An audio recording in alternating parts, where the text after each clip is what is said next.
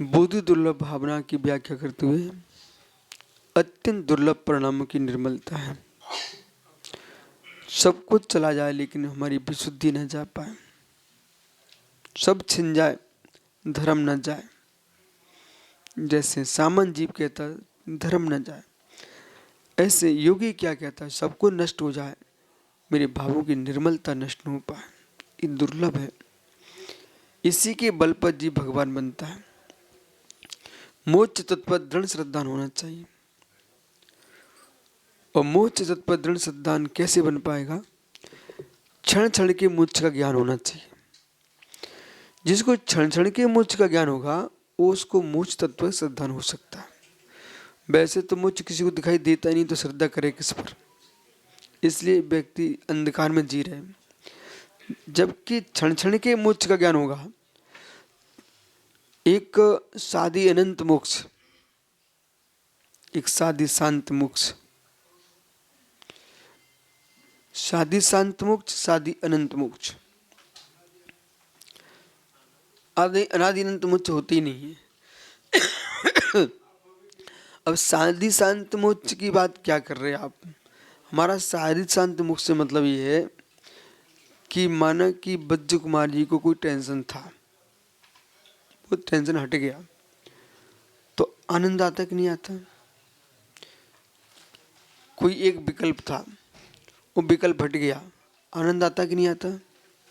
आता है। आपने कोई नियम लिया था, वो नियम तुम्हारा पूरा हो गया अच्छे से, आनंद आता कि नहीं? आता है।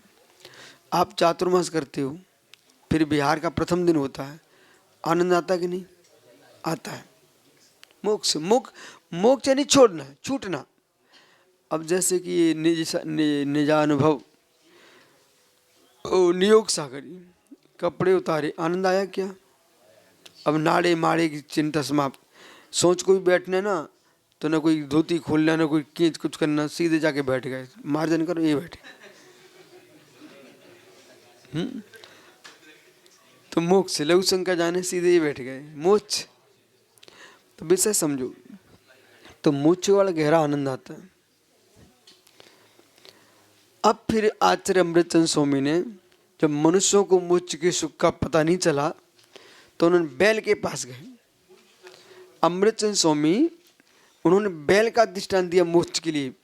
लघु तत्वस्फोट में, लघु तत्वस्फोट में लिखा, अरे तुमको मोक्ष के आनंद का भान नहीं है? एक बैल के सामने हरी घास पड़ी हुई है, तब भी देखता कि मालिक नहीं है, वो हरी घास छोड़ देता, खूंटा तोड़ने का प्रयास करता, रस्सी तोड़ने का प्रयास करता। इसका मतलब मोक्ष में आनंद है। समझ नहीं? तो एक एक विकल्प से कहीं बहुत लोग घेर के बैठ गए हों, वहाँ से तुम दूर जाना चाहते हो, हट जाओ, शांति है। अपन बम्बई से बाहर आए, जंगल में आ गए, हाँ शांति मिली, आनंद मिला। कि बम्बई में तो 8 दिन एकदम पर्वतों के ढेर जैसे दिख रहे थे, सूखे, बिल्डिंगें बिल्डिंगें बिल्डिंगें बिल्डिंगें, कहीं सांस को स्थान नहीं, ठीक है ना? तो इधर आए जंगल में, शांति है। समझे ना? तो हमने इतने प्रकार का मोक्ष आपको बता दिया। अब आपको चेतन सागी समझ लेना चाहिए मोक्ष में आनंद है कि नहीं। तो जब ये छोटे छोटे मोक्ष हैं, मुंच धातु मुंचते मुंचता मुंचंती, मुंचसी मुंचसा मुंचत, मुच्छामी मुच्छाई मुच्छामा, तो ये छोटे छोटे मोक्ष हैं, ये तात्कालिक मोक्ष हैं, साधि शांत मोक्ष हैं। इन मोक्षों से आनंद आता है। तो फिर परम मोक्ष, संपूर्ण कर्मों का अभाव, इसमें कितना आनंद होगा। मूलोत्तर पेडियो मिच्छत्तादि असंख्य गई परिमाणम, असंख्य लोक परिमाणम, परदब्बम सकदब्बम अपादिनिचेणैना।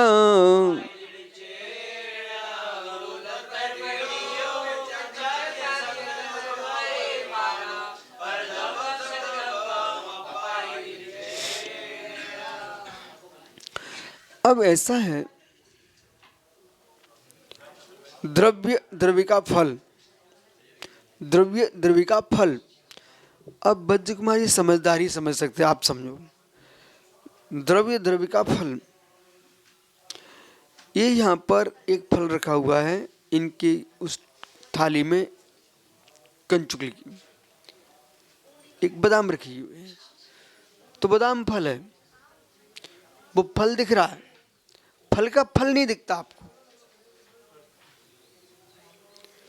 फल का फल नहीं दिखता आपको। और फल में फल ना हो तो फल क्यों? फल का फल नहीं दिखता राकेश। शक्ति रूप भी कहाँ दिख रहा आपको?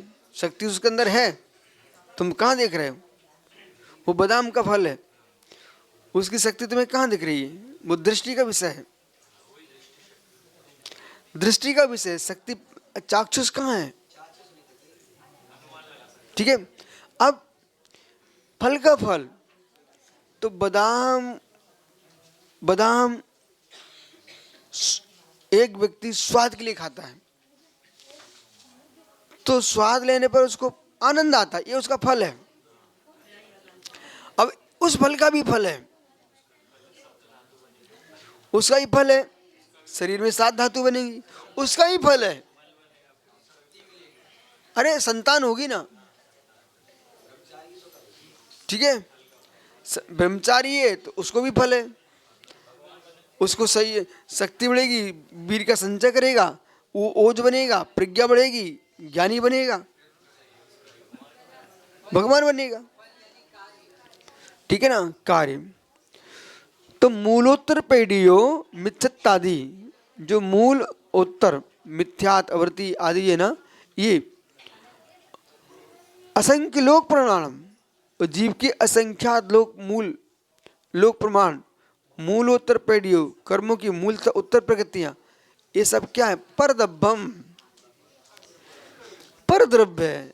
ऐसा कहना सरल है, बहुत अच्छी बात है, लेकिन सुरसागर जी जब सामने उनका फल सामने दिखता है, वो अंधकार में दृष्टि होती है, तब जीव भ्रांत होता है। स्वयं के चित्त में अपन को देखना है कितना भ्रांत होता है, कितना भ्रांत होता है, ठीक है।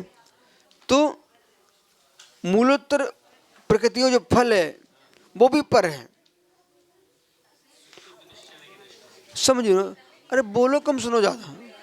वो भी पर है, उसको निज मानने में हर्ष विषाद कर रहा है। अब कैसा? जो कर्म का फल आएगा, तो कर्म प्रकृतियों में क्षेत्र विपाकी, जीव विपाकी, भव विपाकी और भाव विपाकी, बराबर। तो क्षेत्र विपाकी, चित्त विपाकी, पुद्गल विपाकी, जीव विपाकी और भव विपाकी, ये भेद किया आगम में। अब क्षेत्र विपाकी किसे कहते हैं? क्षेत्र के नियोग से फल आना, ठीक है, वो क्षेत्र विपाकी है। ये इनका व्याख्यान होना चाहिए गहरा, तो आदमी को विषय समझ में आएगा। बिना आवाज का काम करो भाई। तो क्षेत्र विपाकी, बड़ा गजब आनंद आ गया। ओ हो, क्षेत्र विपाकी, क्षेत्र विपाकी, जिसका फल, जिसका फलादान, विपाक यानी विपाकोनुभवा, अनुभाग क्षेत्र के नियोग से मिलता है।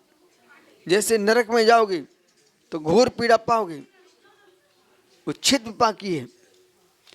अब आप जिस क्षेत्र में हो, कहीं इसी भारत देश में ही बड़े सुहावने क्षेत्र हैं, आनंद आता है।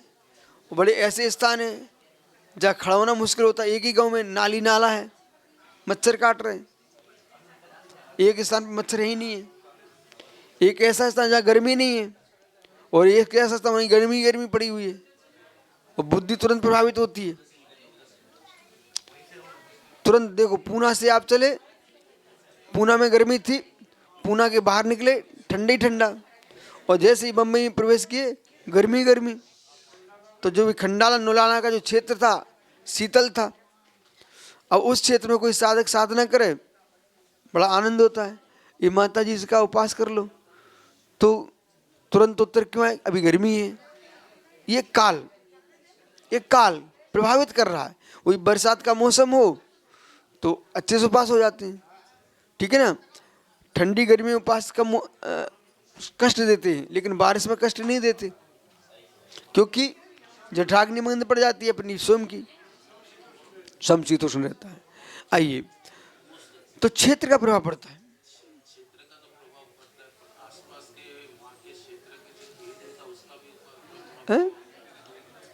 सुनो, इन सबको कहाँ डालो आप? नौ क्रम में डाल दो। देवी हो, देवता हो, मनुष्य हो, त्रियंच हो, देव, कोई भी हो, सबको नौ क्रम में डाल के रखो। जैसे आपका पुण्य कर्म कमजोर है तो वे तुम्हारे लिए नौ क्रम के रूप में हावी हो जाएंगे, और पुण्य कर्म हमारा प्रचंड है तो देवी देवता आकर के उपहार देने आएंगे।